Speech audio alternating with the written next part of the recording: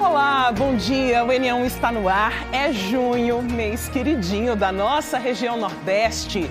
Tem muita festa junina para acontecer em várias cidades. E ao longo desse mês, a gente vai te contar tudo. Inclusive, já tem milho para vender no Ceasa, no Recife. Você vai ver o preço e a qualidade aqui com a gente. Bora com imagens para você do nosso trânsito. Elvis Lopes já segue aí pela Avenida Norte. A gente pega uma carona junto com ele. Ele está sentido área central do Recife. Olha, tem alguns trechos com obra, tá?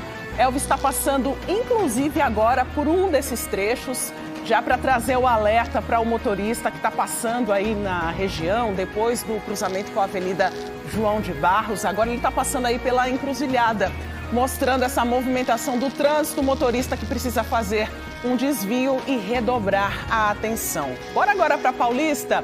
A gente continua o nosso giro logo no comecinho do nosso telejornal, agora com imagens de Otton Veiga, que está com o nosso drone. A gente aproveita para olhar para o alto, para o céu.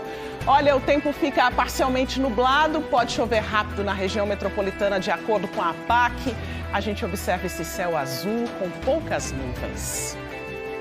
E bora seguir com os destaques do N1 de hoje. Infelizmente, uma notícia triste. Um garoto de 11 anos foi mordido por um tubarão na Praia de Piedade, no Recife, num trecho com histórico de incidentes. Vamos atualizar o estado de saúde dele. Fechada para reforma, mas sem obra, moradores de Jardim Paulista cobram os serviços prometidos numa das áreas mais importantes de lazer da comunidade. Incêndio atinge depósito de material reciclável no Alto da Conquista, em Olinda. Pela manhã, bombeiros ainda atuavam no controle das chamas e resfriamento da área.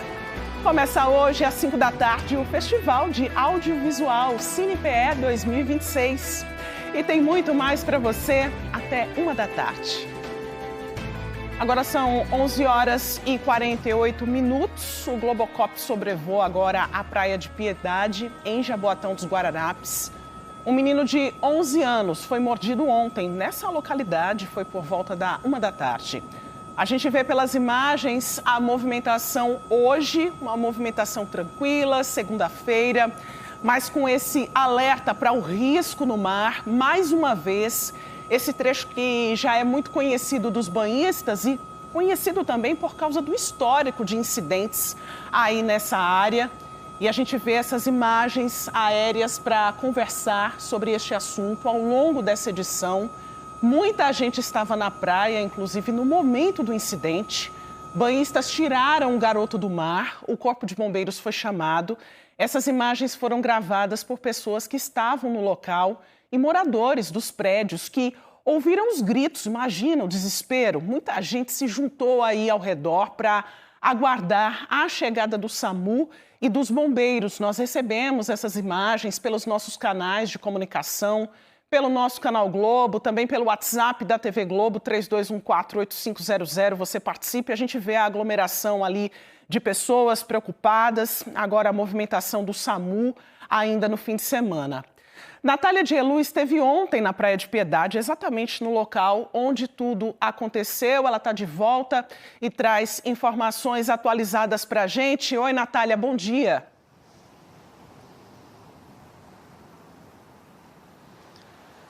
Bom dia, Maristela. Bom dia a todos. Eu estava aqui olhando de lado para ver se tinha alguém no mar, né? Porque, como você falou, a gente está acompanhando esse caso desde ontem. A gente estava de plantão, chegou aqui cerca de 2 horas depois que aconteceu esse incidente com o menino de 11 anos e por volta de 3h30 da tarde tinha gente tomando banho nessa área. Por quê? O que a gente coletou de informação aqui com as pessoas, com testemunhas, que apesar de terem muitas placas que alertam para o risco de incidentes com tubarões, essa não é uma região proibida para banho. Então é uma área comum, muita gente toma banho de mar aqui, muitas crianças. Esse trecho fica próximo ao antigo Hotel Dorisol, né? Um hotel que foi desativado, então fica bem pertinho mesmo também do Sesc Piedade. E foi aqui onde esse menino de 11 anos, que testemunhas inclusive relataram para a gente que ele mora aqui perto, estava tomando banho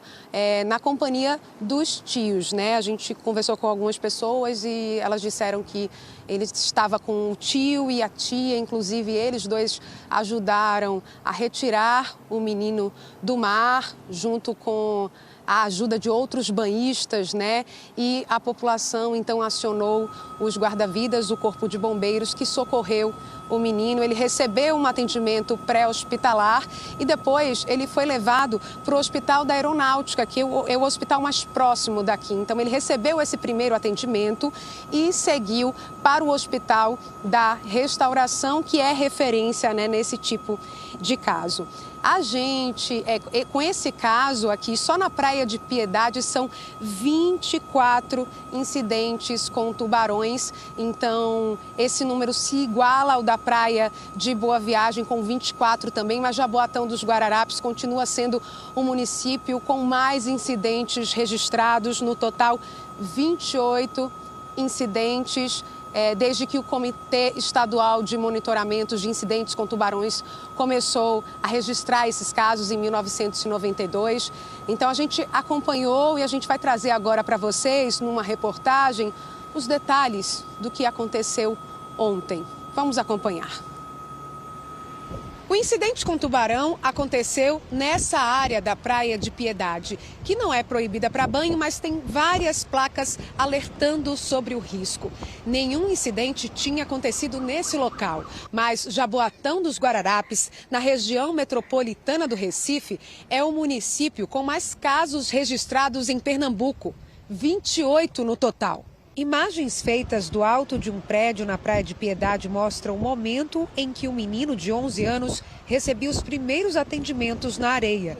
De acordo com testemunhas, ele foi retirado do mar por banhistas e socorrido por guarda-vidas. O incidente aconteceu pouco depois de 1 da tarde. O menino apresentava ferimentos na mão, no quadril e na coxa. Eu sou mãe também e é uma área de risco, mas o povo ainda toma banho, né? Aí eu presenciei na hora e lá nele, né, tava a parte da coxa, a mãozinha dele também e o familiar bem nervoso, né?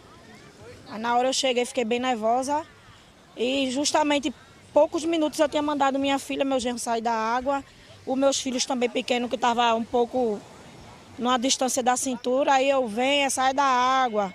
Quando saíram, eu presenciei o ataque da criança, né? A população, né, que tirou ele de dentro d'água e passou ainda uns 20 minutos para o bombeiro, o SAMU chegar para socorrer.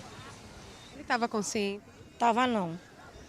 A mãe, a tia, eu não sei, a mãe ficou bem nervosa e pedindo para ele falar, eu acho que na hora ele tinha desmaiado, né? Eu estava sentada aqui e 2 garotos tirando ele, puxando um pelo braço, o outro no outro, trouxeram até eu saí correndo, né, para ver, porque falaram que era afogamento, aí chegou na hora eu vi o sangue. Quando eu vi o sangue, tem desespero, né? Fiquei desesperada, aí eu vi a mãozinha dele toda dilacerada, aí a menina suspendeu, estava todo mordido aqui. Aí foi muito horrível, viu? Muito, muito, muito. E precisa de muita gente para olhar aqui, para não deixar entrar no mar, né? Porque é muito perigoso, né, meu filho? É muito perigoso mesmo. A criança recebeu atendimento pré-hospitalar antes de ser encaminhada para o Hospital da Aeronáutica. Depois, batedores fecharam a Avenida Senador Sérgio Guerra, em Piedade, e a ambulância seguiu para o Hospital da Restauração, referência neste tipo de atendimento. O menino deu entrada no HR por volta das 3 horas da tarde. O quadro era considerado estável. Ele foi atendido por uma equipe multiprofissional e passou por cirurgia. Só na Praia de Piedade foram 24 casos, segundo o CEMIT, Comitê Estadual de Monitoramento de Incidentes com Tubarão. Alexandre é barraqueiro há 20 anos, no trecho da praia onde aconteceu o incidente. Ele disse que conhecia a vítima e que o menino mora próximo à praia. Foi quando viu uma correria, né? O pessoal correndo para ajudar, tentando ajudar, gritando. O tubarão pegou o menino ali, aí foi lá, tá lá o estrago lá, né? O bichinho pequeno, deu mó dó. Era mais ou menos que horas? Deu para saber se ele estava no raso? O senhor conhece ele, né? Conheço a família de Vista, né? Com certeza era de 11 anos, não estava no raso, não estava no fundo não. Maguinho ele, entendeu? Com certeza estava no raso. Essa área aqui nunca teve ataque, né? Foi a primeira vez, né? Sempre teve na igrejinha, lá até proibido tomar banho. Aqui tem essa placa aqui, mas até liberado tomar banho aqui. Aqui estou aqui há 20 anos, nunca teve um ataque aqui. A primeira vez foi essa, né? O governo do estado disse que havia guarda-vidas atuando na área no momento da ocorrência e que o litoral pernambucano tem 150 placas alertando para o risco de tubarões. Às 4 horas da tarde, quase 3 horas após o incidente, nossa equipe de reportagem presenciou várias pessoas tomando banho de mar em um trecho próximo.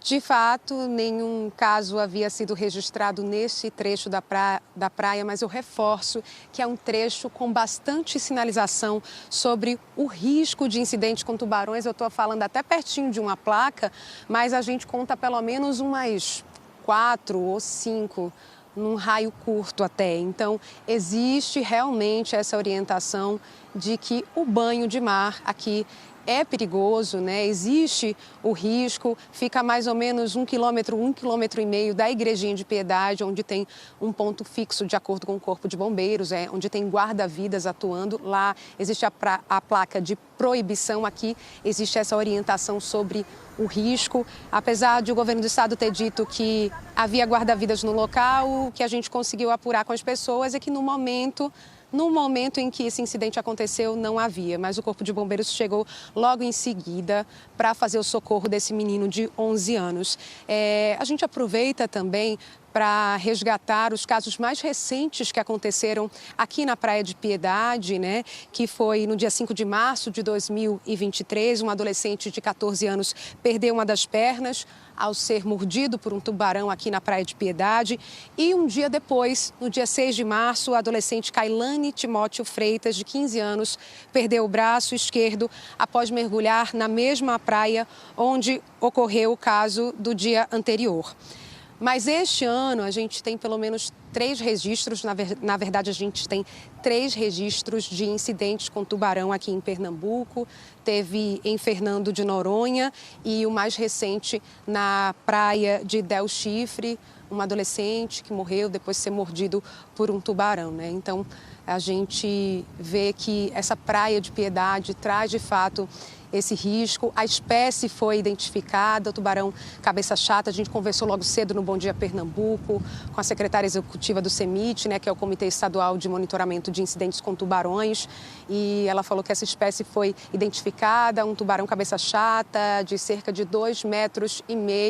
Foi possível identificar essa espécie, né, com um protocolo que eles adotam, que é um médico especialista, que inclusive atua no IML, ele analisa a mordedura do animal a partir de fotos, né, que foram enviadas desse menino de 11 anos, e eles conseguiram identificar e detalhar, então, qual a espécie, importante para saber também que espécie é essa e acompanhar o comportamento desse animal no trabalho de monitoramento, que inclusive a gente vai detalhar para vocês na nossa próxima participação, como está o monitoramento dos tubarões aqui no litoral pernambucano. A gente volta com você, Maristela. Vamos trazer outras informações ainda hoje de Natália Dielu aí na praia.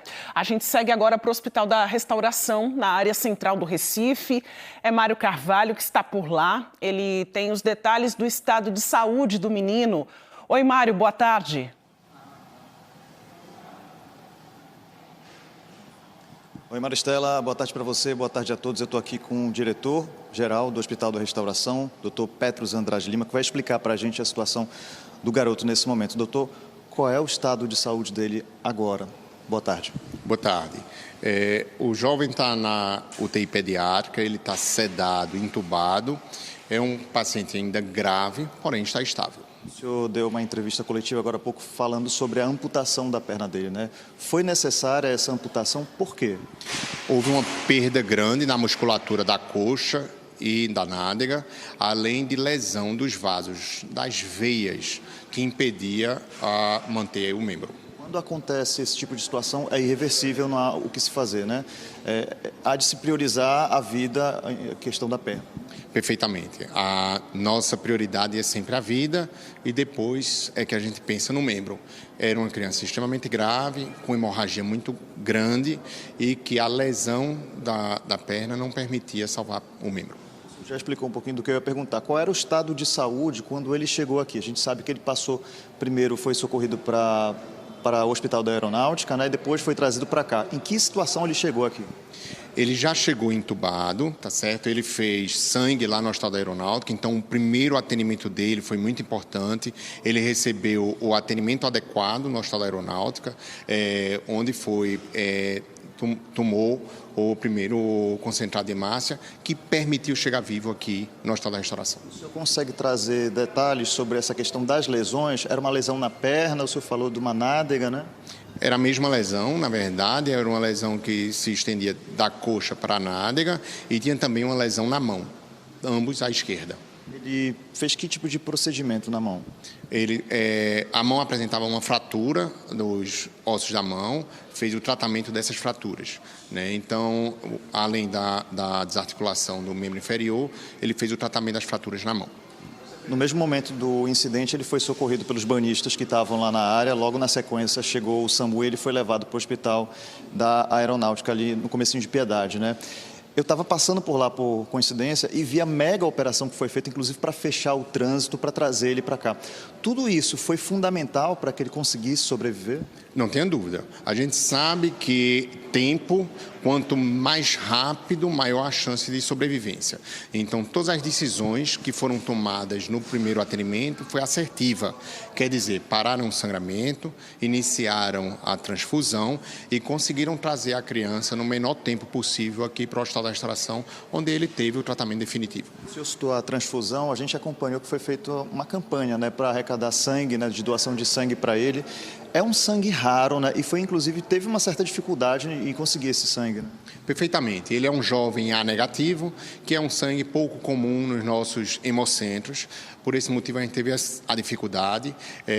Aproveito para convocar a população pernambucana, pessoas em condições de fazer doação, procurem o EMOP ou até o Hospital da Restauração, que tem um banco de coleta, para fazer doação. Só para a gente encerrar, quais são os próximos passos? Nesse momento, é suporte, então a gente pretende acordar a criança, estubar ele hoje. É uma criança que ainda deve permanecer um tempo conosco, porque a gente sabe que existe chance de infecção e ele está no hospital fazendo essa profilaxia para impedir que essas feridas infectem e depois o tratamento definitivo da fratura na mão. Petros, muito obrigado pela entrevista, bom trabalho para o senhor. Eu volto com você, Maristela. A gente segue acompanhando esse trabalho da equipe médica aí no Hospital da Restauração. Muito obrigada pelas atualizações. Qualquer novidade, Mário, é só chamar a gente aqui. E são 24 incidentes registrados na Praia de Piedade, segundo o Comitê Estadual de Monitoramento de Incidentes com Tubarões, o CEMIT. Essa contagem começou a ser feita em 1992 e foi lá mesmo, em Piedade, que aconteceu o primeiro caso. Aí na sua tela está um QR Code do G1. Você pode acessar outras informações sobre esses casos. Por exemplo, Boa Viagem contabilizou o mesmo número, 24 casos. A praia vizinha de Piedade fica no Recife. Nessa reportagem você confere também as outras ocorrências desse tipo no nosso litoral. O NE1 segue nesse assunto, já você acompanha outros detalhes sobre esse caso de ontem. Você vai ver também as explicações dos especialistas sobre o conjunto de fatos que levaram a esse incidente com o tubarão. Claro que nós preparamos também aqui para você, na nossa linha do tempo, para a gente poder visualizar sobre esses casos que nós falamos agora, sobre os incidentes que aconteceram na Praia de Piedade nos últimos anos.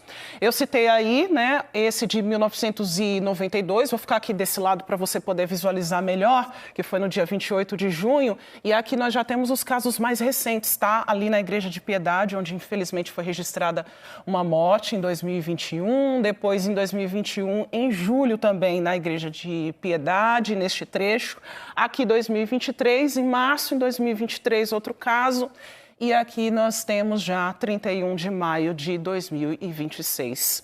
Infelizmente, mais um caso registrado num trecho que não era esperado, que não há uma proibição específica, mas existem várias placas, como Natália Dielu falou, né, alertando sobre o risco, sobre o perigo naquela região.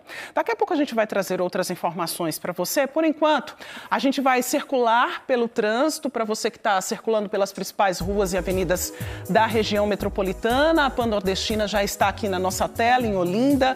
No lado direito, os motoristas vão sentido Recife, no lado esquerdo, sentido Paulista. Bora seguir pela Avenida Agamenon Magalhães, no bairro do Paissandu. Bora para a Zona Sul, para quem está seguindo aí para a Zona Sul do Recife, a movimentação mais intensa do trânsito, agora que passamos do meio-dia, meio-dia e 6.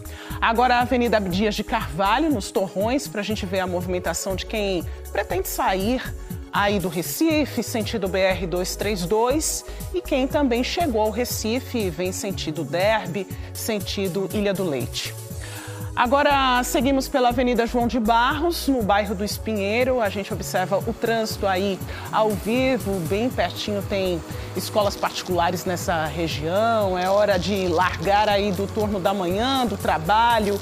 O trânsito vai dando uma apertada em alguns pontos, mas a gente observa até o trânsito tranquilo nessa região para quem está seguindo aí para a área central da cidade.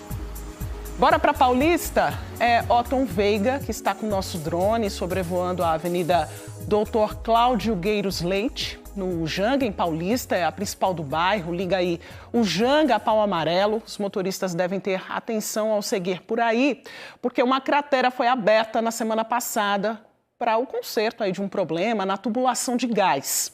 A informação é que esse serviço terminou. Aí nós procuramos o DR para saber quando o buraco será fechado e a faixa da via liberada para passagem de veículos. O órgão diz que até amanhã o serviço será concluído.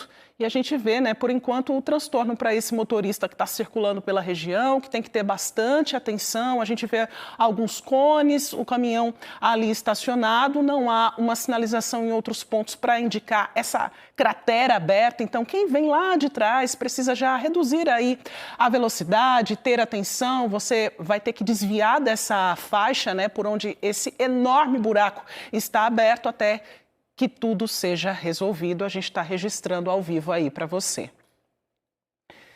E o nosso Globocop chegou agora ao bairro de Jardim, São Paulo. Você acompanha imagens da rua Leandro Barreto, imagens ao vivo para você. Um ônibus atingiu um poste que acabou caindo por cima do veículo. A gente está mostrando imagens aéreas aí da região, desse acidente que aconteceu agora há pouco. E o nosso Globocop, que está sobrevoando a região metropolitana, registrando tudo para você, mostrando, inclusive, como é que está o trânsito aí em Jardim São Paulo, como é que está aí nessa região, para você ficar bem localizado e também ter atenção no trânsito. A gente pode trazer outras informações a qualquer momento.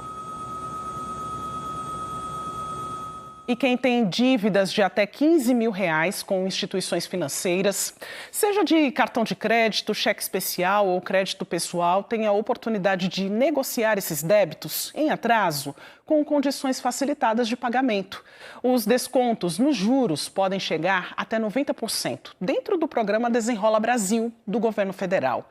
Para orientar quem tem dúvidas, né, e dívidas aí atrasadas, um mutirão de renegociação dos valores está acontecendo até quarta-feira no Compass Ariano Suassuna, no bairro do Cordeiro. Aqui no Recife é possível renegociar também outros tipos de dívidas. Ivan Duarte foi acompanhar. Oi, Ivan. Oi, Maristela, boa tarde para você, boa tarde para quem está com a gente aqui no NE1. Hoje, amanhã e depois de amanhã, está rolando o Desenrola Recife, que é um programa de renegociação de dívidas da Prefeitura do Recife, em parceria com o governo federal, para quem está inadimplente. Aqui é o Compass Ariano Suassuna, os atendimentos serão sempre de 8 horas da manhã até as 5 horas da tarde, e já está bem cheio aqui de pessoas querendo renegociar. Eu vou conversar agora aqui com a dona Valdeane. A senhora falou comigo que veio para tentar uma renegociação, né? Qual foi a bronca da senhora? Boa tarde. Boa tarde. Eu vim aqui para fazer um acordo porque eu estou devendo os cartões, o juro é muito alto e eu não tenho condição de pagar. Aí como via na televisão o anúncio, aí eu vim aqui para fazer um acordozinho para me limpar no comércio, né? Foi dívida de cartão de crédito? Dívida de cartão de crédito. Eu devo uns 2 bancos e preciso fazer acordo. E é muito alto o juro. Como é que a senhora, o que é que ficaria bom para a senhora aqui se conseguisse reduzir a parcela, talvez? Reduzir a parcela e ao menos o preço ser mais baixo, né? Porque está muito alto. Foi, né? Muito alto. Acima de R$3.000 não tenho condição de pagar. A senhora lembra mais ou menos quanto foi a dívida e quanto estão querendo te cobrar? Não, é 3.800. Isso era a dívida? Dívida de cartão, há 2 anos atrás. Aí eu vi agora na televisão, disse, eu vou lá para fazer um acordozinho para ver se abaixa o valor, para eu estar limpa no comércio. Que é muito bom a gente estar limpa no comércio, né? Obrigado por você ter falado com a gente, viu? Eu vou caminhar um pouquinho aqui também, Maristela, porque nós temos o Luiz Betim, que é secretário executivo de Defesa do Consumidor do Recife, que vai conversar com a gente também. Oi, Luiz, boa tarde, obrigado aqui pela presença. Como é que vai funcionar aqui no Compass Ariano Suassuna? É só chegar ou tem que fazer alguma inscrição antes, alguma coisa assim nesse sentido? Boa tarde. Boa tarde. Você chega, tem um touchzinho ali, uma equipe já indicando para retirada de fichas, e aí sim vai chamar na tela para atendimento e encaminhamento para as instituições financeiras. Se for o caso do PROCON, também iremos atender aqui para orientar o consumidor. E, além disso, tem o Serasa, a Fazenda Municipal, negociando os débitos de IPTU, e a Fazenda Federal também negociando os débitos federais. Quais documentos que tem que trazer? Trazer documento com foto, RG, CPF. Interessante trazer o comprovante de residência e algum documento que demonstre a dívida que você tem lá para negociar. Tem algum critério mais específico assim ou é isso mesmo? Bem, nós seguimos o Desenrola Brasil, porém com alguns diferenciais que os bancos, as instituições também estão negociando outras dívidas além do que estão estabelecidas no Desenrola Brasil. O Desenrola Brasil teve uma novidade essa semana que passou, que é poder usar parte do FGTS para poder renegociar as dívidas. Aqui, receberão esse encaminhamento também para explicar como é que faz? Com certeza. Os termos do Desenrola Brasil, ele também está sendo replicado aqui no Desenrola Recife, que é a utilização dos 20% do saldo do FGTS ou R$1.000, o que for maior, além da taxa de juros até 1,99% ao mês, 30% a 90% de desconto, além de 35 dias para começar a pagar, um prazo até 48 meses de negociação, de limite para pagar, né? Valeu. Obrigado, Luiz. Obrigado pela participação aqui com a gente. É isso então, pessoal. Só reforçando o horário. Atendimento sempre de 8 da manhã até as 5 da tarde. Hoje, amanhã e depois de amanhã, aqui no Compass Ariano Suassuna, na Avenida General San Martín, número 1208, 1208. É isso, no bairro do Cordeiro. Volto com você aí no estúdio, Maristela. A seguir, o NE1 traz novas informações sobre um incidente com tubarão na Praia de Piedade, em Jaboatão. Você vai ver o estado de saúde do garoto de 11 anos, Mário Carvalho. O garoto está internado em estado grave, mas é considerado estável. Ele teve a perna esquerda amputada, Maristela. O NE1 volta já com outras informações para você, agora 12h14.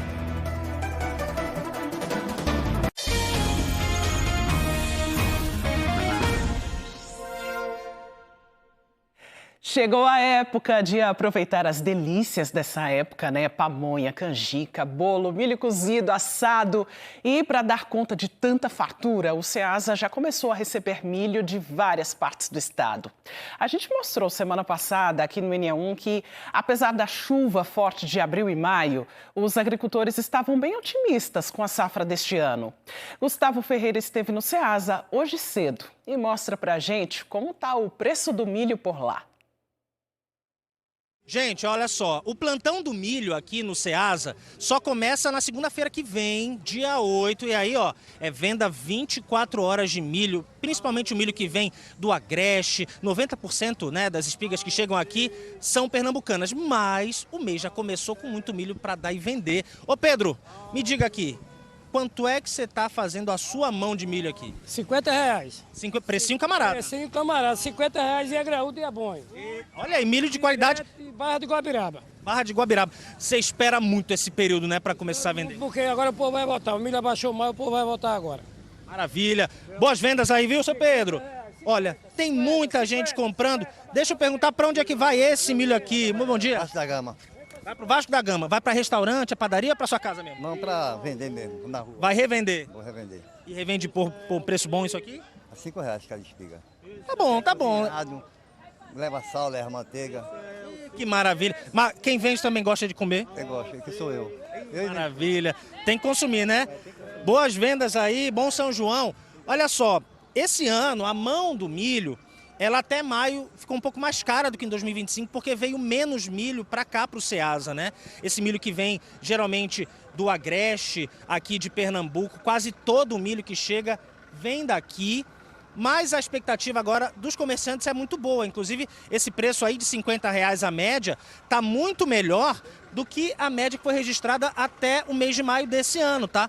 Já teve mão de milho vendida a R$60, a R$70. Eu tô vendo que tem um caminhão aqui, que eu acho que foi recarregado agora. Esse milho vai para onde, meu patrão? Vai aqui mesmo. Vem para cá e vem de onde? É? Tá vindo de onde esse milho? Perto de... É da onde? Eu dele aqui. Beleza. Ó, esse milho tá vindo de onde aqui, meu amigo? Tá vindo de Vitória de Santo Antão. Que maravilha. Boas vendas aí de São João, viu?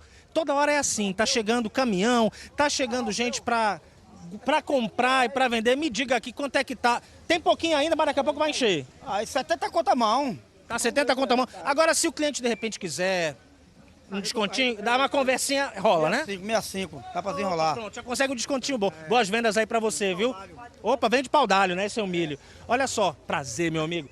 Ó, tem muito milho aqui, se a gente parar pra contar, e olha que tá começando ainda, né? Reforçando que esse milho, ele tá chegando agora, o mês tá só no início. E aí, ó, a partir de segunda-feira que vem, dia 8, começa o plantão.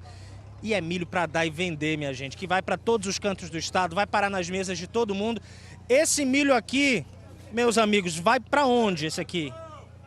Me conte aí para onde vai. Não, esse milho aqui a gente tá juntando ali para vender aqui mesmo. Ah, é para vender aqui mesmo. E vem de onde? Vem de Mamanguape. É milho do bom, que vem de todos os cantos, que vai parar em todas as mesas nesse mês que a gente espera tanto para começar. E agora, de fato, começou, tá? As vendas devem aumentar, os comerciantes estão na expectativa e os consumidores também, tá? Tanto para preparar os pratos típicos de São João em casa, quanto para vender nos restaurantes. É junho começando com muito milho para todo mundo. Coisa boa, né? Bora seguir falando sobre as áreas comuns de um condomínio que precisam ser bem cuidadas e equipadas com itens de segurança. Do piso antiderrapante até os aparelhos da academia, a área da piscina. O condomínio pode responder, inclusive, judicialmente em caso de acidente. Bora entender melhor com o Daniele Fonseca quais são aí as responsabilidades do condomínio e de quem mora também na manutenção dessas áreas, né, Daniele? Boa tarde. Oi, Maristela, boa tarde para você, boa tarde para todos. Olha, é uma responsabilidade compartilhada, né, por essas duas partes. A gente veio para este condomínio que fica aqui no bairro da Torre, na zona norte do Recife, para falar sobre esse assunto. E temos dois convidados, Micheline Cardoso, ela é síndica profissional, e Norberto Lopes, que é do Sindicato dos Condomínios aqui de Pernambuco. Falo já com ele. Vou começar primeiro com Micheline. Então, Micheline, quais são as áreas onde, obviamente, os moradores, né, os condôminos frequentam, são as áreas comuns e que precisam desse cuidado maior em relação à manutenção para evitar acidentes, hein? Boa tarde. Boa tarde. As áreas comuns, no momento a gente está em uma delas, que é a questão da piscina, né, da utilização da piscina, parquinhos, playground, academias, são todos os espaços que a gente deve ter enquanto gestão, esse cuidado em relação à questão da segurança. Então, vocês entregam uma determinada área pronta ali para uso, mas à medida que vão surgindo necessidades de fazer um reparo, uma manutenção, de quem é essa responsabilidade, pelo menos para o comunicado? É do próprio condomínio? Vocês contam com um morador para isso também? E tem prazo para conserto, para manutenção? Vamos lá. Como você bem falou no início da abertura, é uma questão compartilhada. Então, a gestão do condomínio, ela tem a obrigatoriedade de ter os contratos com empresas que são capacitadas para desenvolver aquele tipo de serviço. Então, uma piscina, a utilização de produto químico, a empresa precisa ser capacitada, a academia tem que ter todo o cuidado da manutenção, independente que quebrou. Então, a questão do parquinho também, por conta da questão da segurança. Mas o pai, o condômino, a mãe, que identifique qualquer tipo de problema, essa comunicação é de extrema importância. Tá bom, Micheline, muito obrigada. Norberto Lopes, sua vez aqui agora para trazer para a gente essas informações. Em quais situações o condomínio é responsabilizado, por exemplo, em caso de acidente, por falta de uma manutenção, por falta de algo ter sido consertado ali? Boa tarde. Boa tarde, Daniela. Principalmente quando já tem conhecimento daquela falta de manutenção e o síndico não tem realizado. Então, ele realmente pecou pela omissão. Então, a partir do momento que ele tem conhecimento, seja pelos síndicos, ou seja pelos condôminos, ou seja pela própria vistoria, ele deve procurar fazer a manutenção. Você fez questão de mostrar aqui um ponto nesse condomínio, sobre aquela placa ali, que Daí Santos vai mostrar para a gente. Nós temos legislações específicas para a área de condomínio. E uma das que aqui tem e que está sendo cumprida é exatamente a placa em relação a avisar a profundidade da piscina, evitando assim alguns acidentes, que é normal acontecer em piscina. E num caso desse de acidente numa piscina, o que é que o morador vai precisar em termos de provas? O que é que ele vai ser necessário reunir? Vamos lá. Primeiro tem que saber se esse acidente que aconteceu foi realmente pela falta de manutenção. Nisso ele vai precisar ter as fotos, ou até testemunha mesmo daquele ponto que foi uma falta de manutenção. Mas no caso específico da placa, veja que ela fala em relação a pontos de profundidade em relação a mergulho. Então isso é uma responsabilidade do condômino e principalmente quando se fala em menores, da presença de um responsável. A gente está falando aqui da piscina, mas tem várias outras áreas, né? Academia, qualquer área comum. Qual é as situações mais frequentes? Bem, vamos lá. Em relação a áreas comuns, muito acontece em relação a parquinhos, quando ele não tem a sua manutenção. E outro ponto que também tem que ser muito bem observado, que ultimamente aconteceu alguns acidentes, é em relação à manutenção do elevador. Gente, agradecemos demais a participação de vocês dois aqui no NE1 de hoje, trazendo esses alertas. Maristela. Muito obrigada pelas informações, viu, Daniele? Seguimos pelo trânsito. Elvis Lopes está na nossa Globomoto, seguindo aí pela Avenida Agamenon Magalhães. A gente pega uma carona aí com ele, que está sentido Olinda, mostrando esse dia bonito, céu azul. Trânsito bem tranquilo para o motorista que está passando aí pela região, sem dificuldades neste momento. A gente continua circulando por outros pontos da região metropolitana. Bora para Paulista, agora pela Orla do Janga, imagens de Otton Veiga para você, para a gente começar a nossa tarde com essa imagem bonita também aí dessa região. Pouca gente na praia, algumas pessoas ali curtindo a faixa de areia e a gente mostra aí nessas imagens aéreas do nosso drone essa imensidão. Agora, 12h26. Seguimos, então, pelo nosso litoral sul. Globocop segue sobrevoando a BR-101 em Jaboatão. Imagens ao vivo para você, para mostrar a movimentação do trânsito nesse comecinho de semana, começo do mês de junho. E você que está circulando aí pela BR, vendo também que não tem impedimento nenhum para o motorista que está passando aí nessa área. Agora a gente volta a falar com Natália Dielu. Ela atualiza as informações sobre o menino de 11 anos que foi mordido por um tubarão na Praia de Piedade. E já sabemos que tubarão é esse, né, Natália?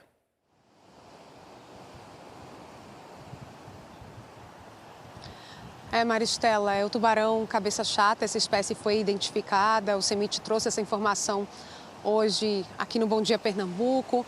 Eu vim aqui para perto das barraquinhas, inclusive a gente conversou ontem com um barraqueiro que presenciou esse incidente e a gente vê que a maré está começando a encher, mas tem umas pedras aqui bem próximo onde aconteceu esse incidente, tem até uma moça ali com o bebezinho dela tomando banho de mar. Uma configuração que parece segura, né? Pelo menos nesse cenário que está. Mas a gente vai conversar com o professor Paulo Oliveira, que é professor da Universidade Federal Rural de Pernambuco e também coordenador do projeto Ecotuba, para mostrar que essa configuração, a gente vai falar um pouco da espécie, professor. A configuração desse trecho é diferente daquele trecho ali onde aconteceu o incidente, né? Que condições são essas? que acabam sendo favoráveis para um incidente. Boa tarde para o senhor. Boa tarde a todos, boa tarde. Então, qual a principal diferença? Então, onde ocorreu o incidente, nós estamos falando de uma região que nós chamamos de mar aberto, ou seja, não existe essa proteção natural dos recifes, independente inclusive da maré. Então, você tanto na maré cheia quanto na maré seca, você tem a água fluindo sem essa barreira natural. Já quando você tem o ambiente recifal, durante a baixa-mar, entre a praia e esse recife, forma uma piscina, onde o banho de mar ele se torna cada vez mais... Dessa vez... Queria aproveitar até para mostrar para vocês que tem um homem ali numa espécie de piscininha mesmo aqui, né, professor? Isso. E o incidente aconteceu um pouquinho mais na frente. Exatamente. Nessa região a gente pode perceber que ontem, quando ocorreu o incidente, a maré estava cheia, né? Tinha chovido, ou seja, a água estava muito turva e você vê uma ondulação. Então essa ondulação ela faz com que a profundidade, né, ela aumente e diminui numa velocidade muito grande. Então quando você entra na água com a profundidade, por exemplo, na cintura, se vê uma ondulação, essa água ela pode chegar no seu pescoço. Entendeu? Então, numa configuração como essa, onde é mar aberto, sem a presença desses recifes, uma proteção natural, é bom evitar entrar na água. Agora, falando sobre essa espécie que foi identificada, professor, qual é o comportamento do tubarão cabeça chata? O senhor estava me explicando que foi a espécie com mais incidentes, né, aqui no litoral pernambucano. O tubarão cabeça chata, acho que é importante a gente relatar que aqui no nosso litoral são duas espécies responsáveis, né, pelos incidentes, o tubarão cabeça chata e o tubarão tigre. Então, o tubarão cabeça chata, especificamente, é um animal considerado potencialmente agressivo, tá? Nos locais no mundo onde ele ocorre, essa agressividade ela está relacionada. Então, na África do Sul, por exemplo, existe incidentes envolvendo tubarões cabeça chata e seres humanos. Então, o tubarão cabeça chata é uma espécie muito agressiva, é uma espécie que ela é muito investigativa, né? Então ela está sempre nadando em busca para encontrar alguma coisa. Aí o que é que acontece no cenário de ontem? Nós tivemos uma pré-mar, ou seja, uma maré cheia, com a água muito turva, estava ventando muito, o que dá uma turbulência maior ainda à água. Aí o que é que propicia isso? Se tiver um animal nessas proximidades, esse animal perceber que tem alguma coisa, né, uma potencial presa, por exemplo, se mexendo nessa água, o animal vai conseguir perceber essa presa, mas a presa não vai conseguir enxergar o bicho. Professor, nosso tempo está acabando, mas eu acho muito importante a gente trazer essa informação, porque logo cedo a gente conversou com o CEMIT e perguntou sobre o projeto de monitoramento dos tubarões que seria retomado depois de 11 anos. Qual foi a instituição que foi aprovada? E eles disseram que foi a Universidade Federal Rural de Pernambuco, sob a sua liderança, né? Como vai ser esse monitoramento? Quando ele começa? Então, esse monitoramento está dentro do cientista retado, envolvendo a SEMAS, a Secretaria de Meio Ambiente, a Secretaria de Tecnologia, a SECTI e a FACEP. Então, esse trabalho vai ser, basicamente, nós vamos capturar os animais, vamos colocar uma marca nesses animais e vamos monitorar esses animais ao longo do tempo, para saber exatamente como esse animal utiliza esse espaço, ou seja, os oceanos. Então, a gente vai conseguir responder algumas perguntas. Esses animais estão vindo de onde e indo para onde? Eles estão permanecendo pouco ou muito tempo aqui no nosso litoral? Começar agora em junho, os animais vão ser microchipados, receber microchips e depois vão ser devolvidos ao mar. Exatamente. Muito obrigada, viu, professor, por essas informações. Professor Paulo Oliveira, a gente volta com você, Maristela. Agradeço também as informações do professor Paulo, Natália. E a gente acompanhou o CEMIT confirmando a espécie cabeça chata como sendo a do tubarão que mordeu o menino. A gente preparou uma imagem aqui, quero mostrar para você, exatamente do tubarão cabeça chata, que infelizmente acabou mordendo o menino de 11 anos, é um dos destaques da edição de hoje. E a gente tem essa imagem em 3D, né, dessa espécie que é uma das mais comuns no litoral brasileiro. Inclusive, ele tem o hábito, eu vou girar aqui para você poder dar uma olhada na arte que a gente preparou para você. E também olhar a dimensão que ele tem e as características dessa espécie, que normalmente ele nada em águas rasas, turvas, em zonas de arrebentação, que são lugares onde as pessoas costumam nadar. Essa espécie é a mesma do incidente na praia de Del Chifre, em Olinda. Você viu aqui no NE1 em janeiro deste ano, quando um adolescente de 13 anos morreu.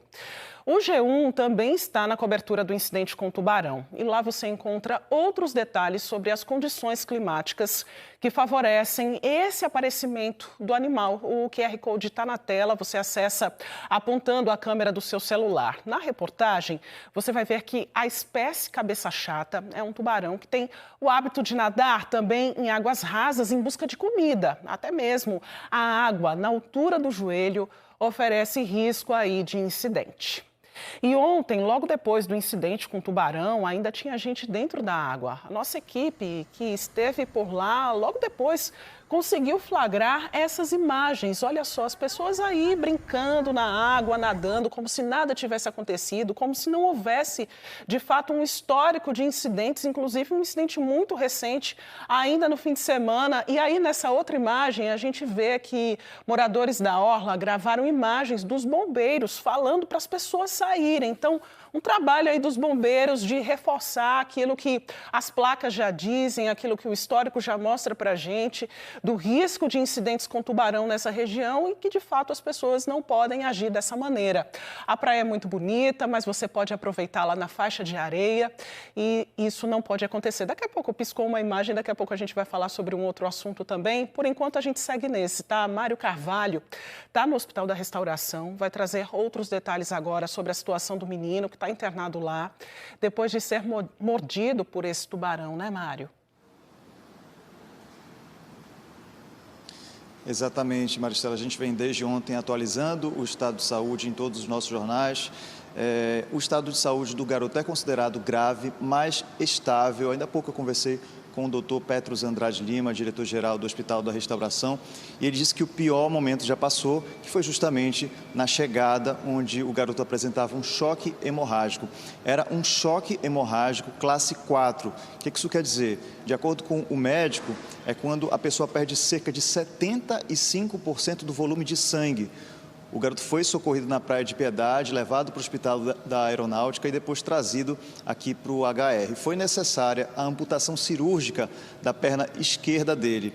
De acordo com o diretor do hospital, a perna toda precisou ser amputada devido ao tamanho da mordida que atingiu parte da perna e da nádega sem condições de ser revascularizada, sem condições de ser recuperada. Ele já chegou na restauração entubado e sedado direto para o bloco cirúrgico. Houve também uma fratura da mão esquerda dele e foi feito o tratamento dessa mão, ela não precisou ser amputada. O garoto está entubado, sedado, mas está se mexendo, acompanhado dos pais que estão com ele desde ontem. De acordo com o diretor-geral do hospital, a proposta hoje é retirar a sedação e tirar a ventilação mecânica o quanto antes, ou seja, acordar e estubar ele ainda hoje. O diretor falou sobre como foram feitos os procedimentos, os primeiros socorros. O garoto foi socorrido pelas pessoas que estavam na praia naquele momento e logo na sequência pelo SAMU. Ele foi para o Hospital da Aeronáutica pela proximidade. O Hospital da Aeronáutica fica logo no comecinho ali de Piedade, em Jaboatão, no limite ali com Recife, próximo de Boa Viagem. Ele recebeu uma transfusão de sangue ainda lá e depois veio para o Hospital da Restauração.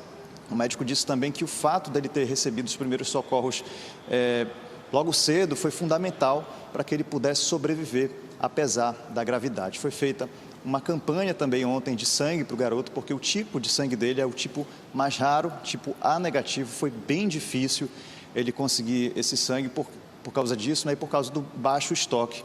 Inclusive, nesse momento, ele não precisa mais de sangue, mas o diretor do HR reforçou que é necessário abastecer o estoque de sangue aqui do HR, do Hemop, para o caso do próprio garoto precisar ou de alguma outra pessoa.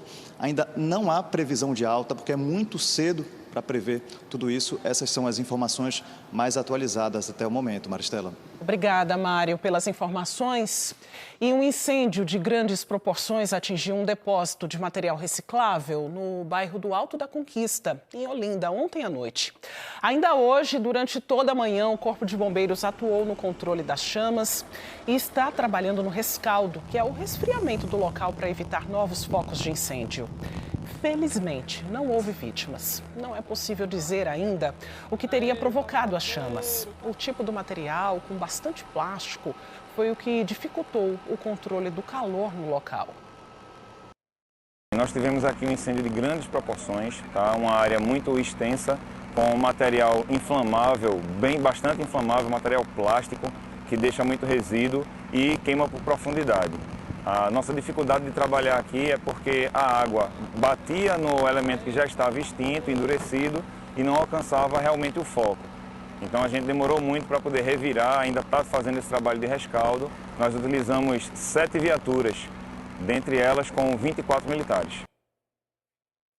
Vamos seguir com imagens ao vivo do nosso Globocop, que sobrevoa a ladeira da Coab, no Ibura.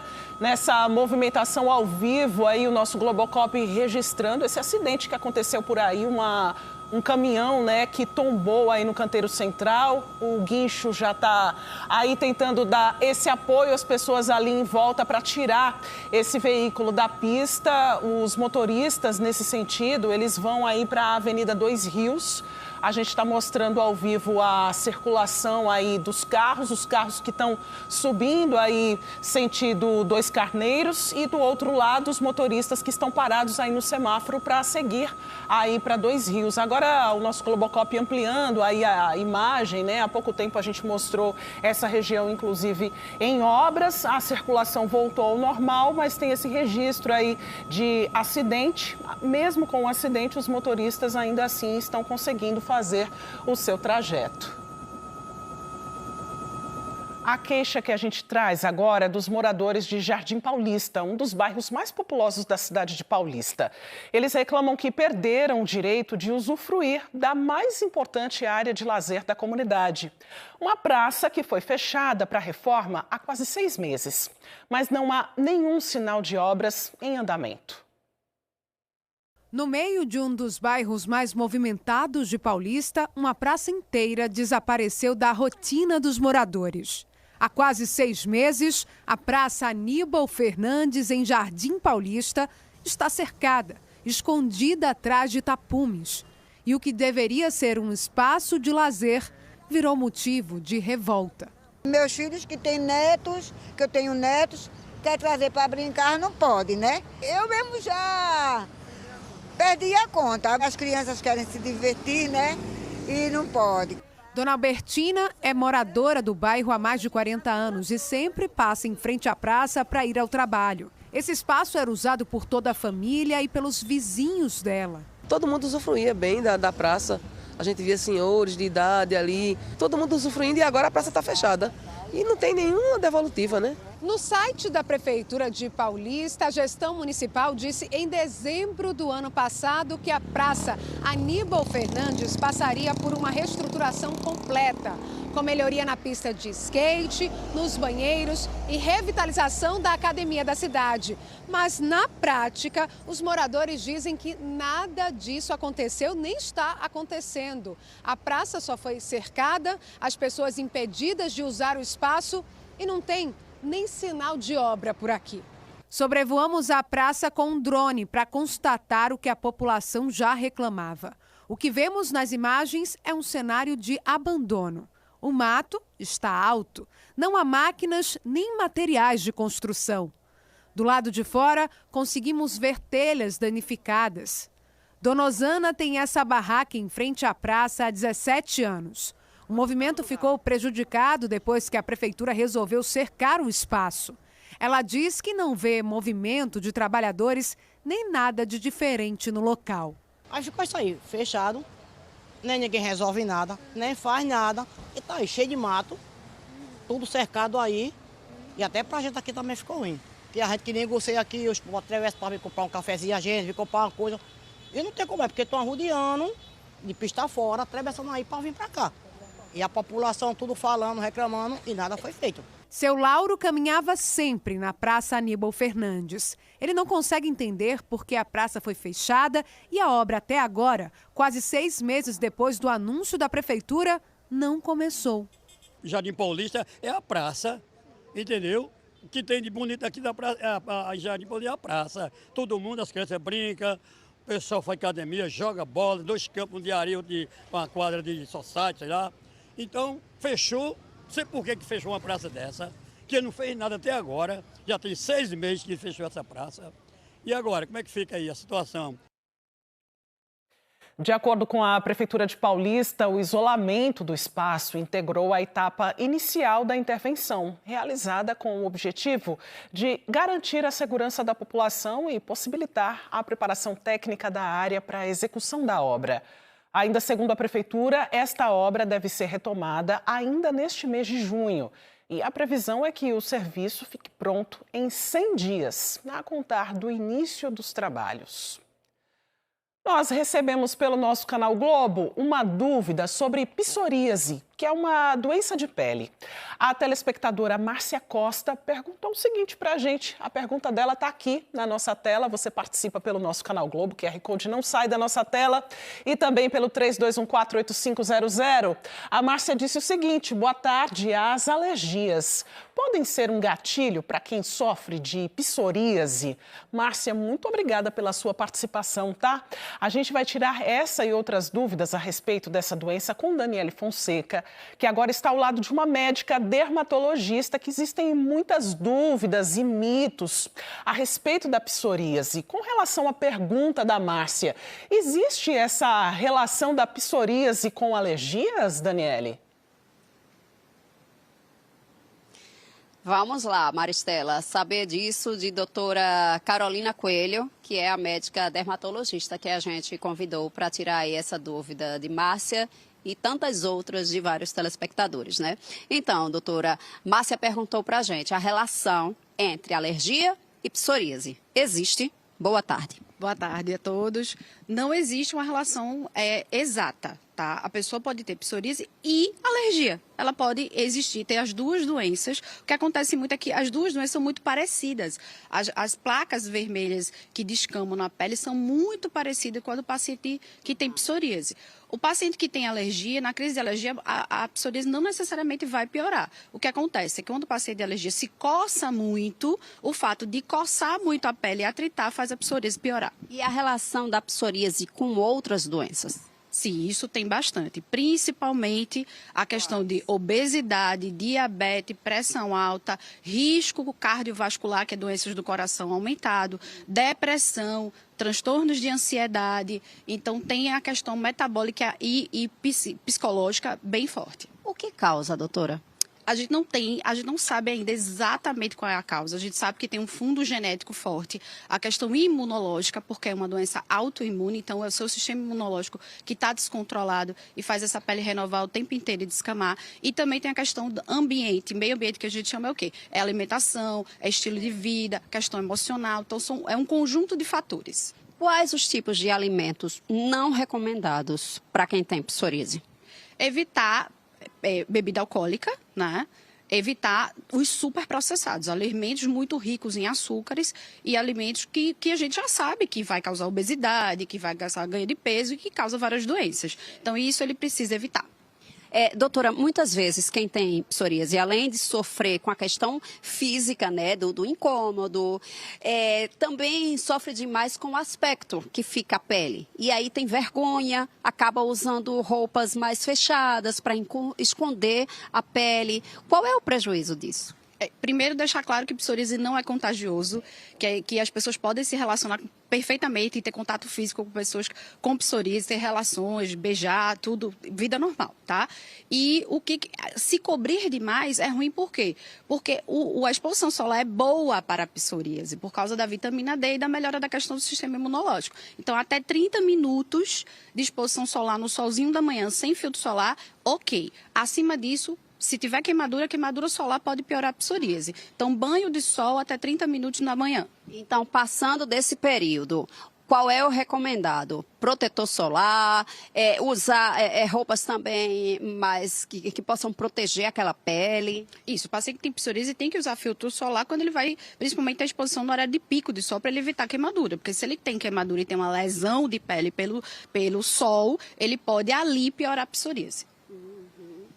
Olha só, a gente chegou aqui uma pergunta de Paula Nascimento Silva. Fala que o marido tem psoríase até na região da barba. Isso é normal, doutora? E o que pode provocar isso também? Não é comum psoríase na face, é bem incomum. Tem que ver se esse diagnóstico dele está certo, se isso é psoríase ou é dermatite seborreica. Várias doenças parecem muito com psoríase, como os eczemas dos alérgicos, micoses. Então, várias doenças de pele dão as características muito parecidas com psoríase. Primeira coisa é diferenciar se ele tem dermatite seborreica, que é muito mais comum na barba, do que psoríase. Doutora, a gente agradece demais, viu, sua participação aqui no NE1. A gente volta contigo aí no estúdio, Maristela. Obrigada por ter tirado todas as nossas dúvidas. Agradeço mais uma vez a Márcia e a você que mandou a sua pergunta pelos nossos canais de comunicação. Obrigada a Daniela e a doutora também. E logo mais, no Jornal Hoje, você vai ver uma reportagem especial sobre a Copa do Mundo e como a tecnologia está ajudando os jogadores. Roberto Kovalik chega agora com esse e outros destaques. Oi, Kovalik. Olá, uma boa segunda-feira para você, uma boa semana. A gente se encontra daqui a pouco no JH e você vai ver caminhão e van batem de frente em rodovia na Bahia e deixam 16 mortos da mesma família. Eles voltavam de uma festa de aniversário. No Rio de Janeiro, a polícia faz uma ação contra uma quadrilha suspeita de desviar o patrimônio milionário de um empresário com câncer terminal. E na nossa série especial sobre a Copa, você vai ver como a tecnologia ajuda os atletas a ficarem menos tempo num avião. Mesmo neste primeiro Mundial, disputado em 3 países, a média percorrida por cada delegação será inferior, por exemplo, à da Copa de 2014, aqui no Brasil. Em 2026, considerando todas as 48 participantes, a seleção brasileira ficaria em 26º lugar nesse ranking, com 1.760 quilômetros de voo. Espero você no Jornal Hoje. Até lá!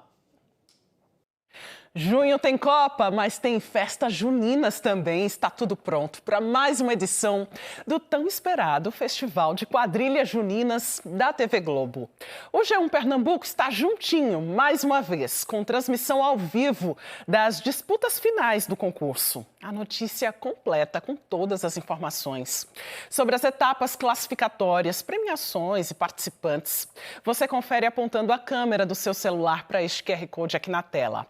A final das quadrilhas juninas pernambucanas acontece no dia 20 de junho e a decisão das concorrentes dos outros estados do Nordeste está marcada para o dia 21. A entrada é gratuita e o festival será realizado no Geraldão, aqui no Recife. E começa hoje, às 5 da tarde, o Festival de Audiovisual CinePE 2026. A mostra competitiva completa 30 anos e as exibições dos filmes são de graça no Teatro do Parque.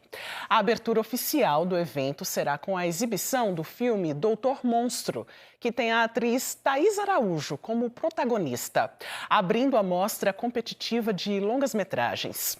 Os ingressos podem ser retirados antecipadamente pela plataforma Simpla, mas estão sujeitos à lotação das salas. Outras informações você encontra acessando o endereço festivalcinepe.com.br.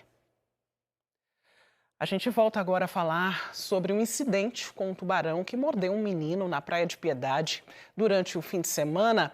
Natália Dielu acompanha esse assunto, ela esteve na praia ontem, está de volta hoje. Natália, com você.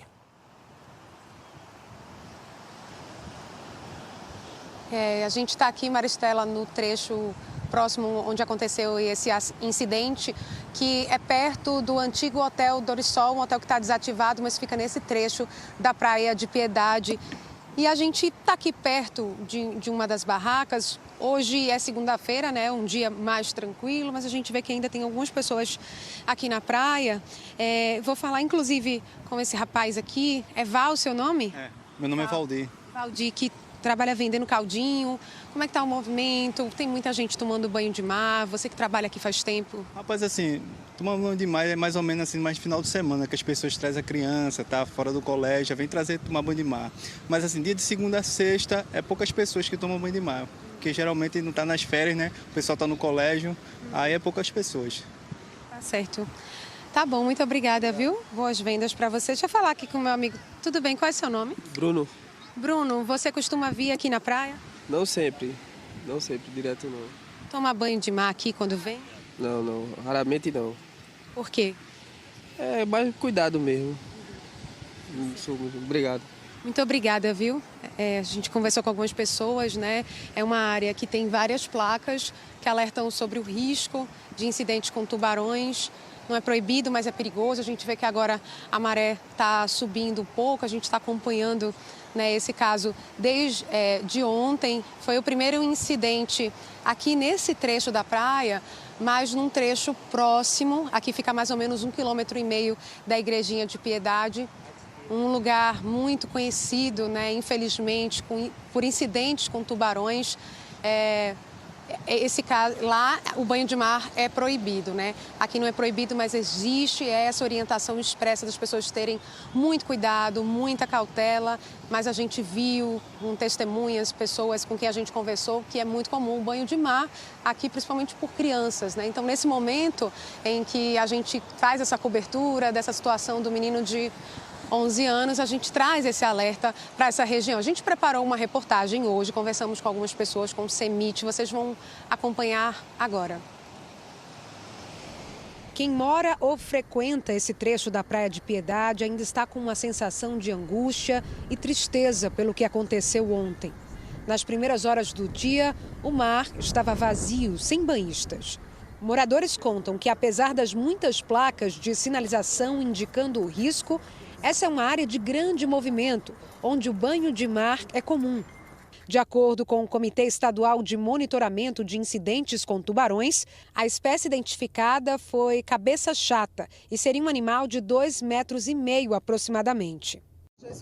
Imagens feitas por moradores mostram o momento em que a vítima foi resgatada por banhistas e depois socorrida por guarda-vidas.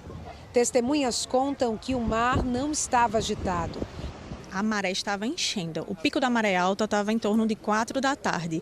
O incidente ocorreu em torno de 1h30 da tarde, então a maré estava enchendo. O animal, ele mesmo em águas rasas, ele consegue ir até o raso. Então não importa se você está com água na cintura, com água no joelho, se a água estiver turva e se não tiver proteção de barreira física dos arrecifes, o animal vai investigar esse alimento. Então é arriscado, a gente pede, a gente insiste que quando você observar um incidente, não filme logo, não tire foto, vamos ligue imediatamente para o Corpo de Bombeiros, para o SAMU, porque quanto mais rápido a gente fica sabendo desse incidente, mais rápido a gente vai agir na ocorrência e mais rápido a gente vai conseguir salvar uma vida. O último incidente com tubarão em Pernambuco tinha sido registrado na praia de Del Chifre, em Olinda, no dia 29 de janeiro deste ano. O adolescente Davidson Rocha Dantas, de 13 anos, foi mordido na coxa direita e morreu. Ainda neste ano, no dia 9 de janeiro, em Fernando de Noronha, a turista Tayane Dalazen, de 36 anos, foi mordida na perna por um tubarão lixa. Ela foi atendida no hospital da ilha e liberada. O ferimento foi considerado sem gravidade. Esse foi o 24º incidente com tubarão só aqui na Praia de Piedade. Os mais recentes aconteceram em 2023. Com o caso registrado ontem, a Praia de Piedade se iguala com a Praia de Boa Viagem em relação à quantidade de incidentes. Mas Jaboatão dos Guararapes passa o Recife em número de casos. No dia 5 de março de 2023, um adolescente de 14 anos perdeu uma das pernas ao ser mordido por um tubarão no Mar de Piedade. No dia seguinte, 6 de março, a adolescente Kailane Timóteo Freitas, de 15 anos, perdeu o braço esquerdo após mergulhar na mesma praia onde ocorreu o caso no dia anterior. 83 incidentes de tubarão ocorreram em Pernambuco. 27 deles terminaram em morte. 69 ocorreram na região metropolitana do Recife e 14 em Fernando de Noronha. Na região metropolitana, Jaboatão agora é a localidade com mais ataques de tubarões, seguida do Recife, Fernando de Noronha, Cabo de Santo Agostinho, Olinda, Goiânia e Paulista. Em janeiro deste ano, o governo de Pernambuco lançou um edital para retomar, após 11 anos, o monitoramento de tubarões no litoral do estado. A iniciativa busca acompanhar, com o uso de microchips, o comportamento dos animais e os locais por onde eles circulam, para evitar novos incidentes com humanos. Vai iniciar o estudo a partir desse mês de junho, né, a partir da assinatura do termo de outorga. Então a gente tem essa janela temporal de 11 anos e felizmente agora a gente vai retornar esse monitoramento dos animais aqui na região metropolitana. E o que muda com esse monitoramento? O que a gente tem de informação hoje sobre movimento desses animais, deslocamento, áreas preferenciais, né, onde mais eles ocorrem. A gente só tem esse tipo de informação em Fernando de Noronha, onde esse trabalho é feito há 10 anos em parceria, né, com o governo. O que tem agora é para a região metropolitana. Então a gente vai trazer essas informações para cá, inclusive tentar atrelar esse movimento, porque são as espécies similares, como o tubarão tigre lá em Noronha. Então é entender se esses animais estão frequentando a região metropolitana, se são os mesmos indivíduos, se eles têm outras áreas de uso ao longo do litoral. Nós preparamos, inclusive, uma outra arte para mostrar aí o local onde o incidente aconteceu ontem. A gente vê a área do incidente, a área interditada, a distância entre elas, e foi na altura das imediações ali das ruas Dom Vital e Domingos Sávio, em Piedade. Esse lugar tem placas de alerta para o risco de incidente, fica a 2 quilômetros de distância da Igreja de Piedade, que é onde começa a faixa de 2 quilômetros e 200 metros de interdição, que você está vendo aqui no nosso mapa, do decreto municipal de 2021. É essa área aqui, é interditada. Esse decreto da Prefeitura de Jaboatão proibiu a entrada no mar dessa área da Igrejinha até o Hospital da Aeronáutica, já ali no limite com Recife. Essa interdição acontece no trecho que teve o maior número de incidentes com tubarão em Jaboatão dos Guararapes. Bora seguir pelo trânsito, quero te mostrar como é que está agora, ao vivo, a Avenida Rosa e Silva. No bairro dos Aflitos, a gente vê a movimentação de quem vai sentido Tamarineira, Casa Amarela, agora os carros parados aí no semáforo e a gente acompanha essa movimentação ao vivo do trânsito. Agora sim, carros liberados e a gente acompanha aí os motoristas seguindo o seu destino em direção a outros bairros da Zona Norte do Recife. Agora, bora para a Rua Real da Torre, no bairro da Madalena, pertinho ali do túnel da Abolição. A gente acompanha ali no alto do nosso vídeo do lado esquerdo os motoristas que vão sentido o túnel, vão sentido ali bairro de Afogados, o bairro também da Ibiribeira. E os motoristas que pegarem aquela alça ali, como a ambulância está indo agora, eles vão sentido a Avenida Caxangá. Bora para a Avenida Mascarenhas de Moraes. Quero te mostrar também a movimentação ao vivo do trânsito. Por lá, os motoristas vão sentido aí Afogados, do outro lado vão sentido Aeroporto. A gente vê que o motorista não está tendo dificuldades para passar, trânsito tranquilo aí na região. Agradeço demais a sua companhia e participação no NE1 de hoje. O NE1 volta amanhã. E você, claro, pode rever e compartilhar as nossas reportagens a qualquer hora no Globoplay. Uma ótima tarde para você. Fique agora com o Globo Esporte.